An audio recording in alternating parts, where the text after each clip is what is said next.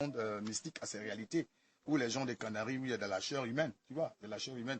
Parce que, écoute, quand Jésus, et quand vous lisez dans 11, Jean, le chapitre 11, verset 34, Jésus s'est approché quand Lazare est mort. Il va dans la famille de ce défunt, il demande où l'avez-vous mis?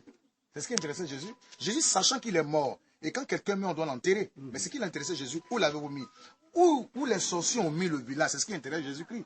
Parce qu'il y a le côté spirituel et le côté visible à la chose. C'est vrai que physiquement, nous voyons Zaroko, mais Zaroko est notre aspect spirituel.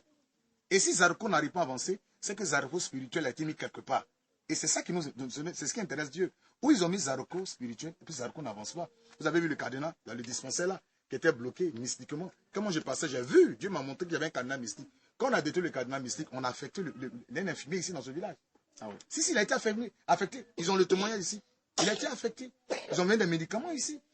Il n'y avait pas de château d'eau. Il y a un château ici. C'est nos prières qui ont envoyé le château ici. Tout fois qu'on creusait de l'eau ici, le fer se fondait comme on avait mis ça dans un four. C'est nos prières. On a reçu à délivrer ce village des pratiques mystiques. Donc, il y a les Zaroko physiques que nous voyons là, mais il y a un autre Zaroko qui fait que Zaroko c'est spirituel. Quand c'est fermé, tout est fermé. Et c'est ce qui nous est préoccupé. Quand nous rentrons dans un village, où ils ont mis Zaroko, où ils ont mis telle personne. Quand Jésus a dit, où l'avez-vous mis? C'est ce qui intéressait Jésus. Jésus allait jusqu'à la tombe, il a fait sortir le mort. Où ils t'ont mis? Parce que tu es là, on peut te mettre dans une bouteille. Tu es là, on peut te mettre dans un canari. Tu es là, on peut te mettre quelque part. Puis tu es comme prisonnier quelque part. Physiquement, tu marches. Mais tu es frustré. Parce que tu te dis que les qualités que tu as, tu es intelligent. Tu n'arrives pas à décoller. Qu'est-ce qui se passe? Il y a une explication sur le plan spirituel. C'est ça que quand Jésus a fait sortir Lazare, il a dit déliez-le. Laissez-le aller. En principe, l'homme doit aller de croissance, de victoire en victoire, de prospérité en prospérité. Là où tu es bloqué, c'est que tu es malade. C'est que ton spirituel est bloqué.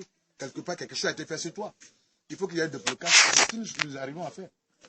C'est pour ça que nous, notre ministère fait la délivrance, ce qu'on appelle la délivrance à pauvre. Donc le manque de développement de l'Afrique, c'est la sorcellerie. Puis, c'est net. Pourquoi l'Afrique en retard aujourd'hui? L'Afrique est le berceau de l'humanité. C'est-à-dire tout est parti de l'Afrique. Aujourd'hui, l'Afrique en retard. C'est la sorcellerie. Tu as remarqué aux gens, demande-leur, ils ont vendu ce village, demande, on a fait ce procès ici. Ce village était vers le village voisin. À sorcellerie? À sorcellerie, on a fait ce procès la semaine dernière. Ce village a été vendu. En échange d'un peu. Donc là-bas, ils sont plus à l'aise. Ils sont plus développés qu'ici, ça c'est vrai. Ils sont plus organisés qu'ici. Vous voyez? Alors pensez-vous qu'avec votre présence ici, avec le camp, tout ça là, Zaroko, il y a encore de l'espoir pour changer le village? Toute la région sera délivrée. Parce que l'onction, vous voyez, l'onction, quand Dieu envoie quelqu'un quelque part, Dieu, ce n'est pas un amusement, ce n'est pas un comédien. Quelque chose qu'il ne peut pas faire, il ne commence pas avec ça. Dieu, il commence. Dieu, quand il met les stratégies en place, il a les moyens pour aller très loin. Dieu, quand il ne veut pas aller très loin quelqu'un, il ne veut pas aller très loin, il ne commence pas. Il commence lorsqu'il est prêt à aller très loin. Notre présence ici, nous ne sommes pas venus de nous-mêmes. C'est le Seigneur qui nous a amenés dans cette région. Sachant que cette région est minée par la sorcellerie. J'explique. Vous regardez cette région, elle est riche sur le plan minier. La source, elle est riche. Les preuves sont là? Les preuves sont là, c'est qu'il y a 2 usines. Et à part de ces usines, tout Zaroko est sous l'or.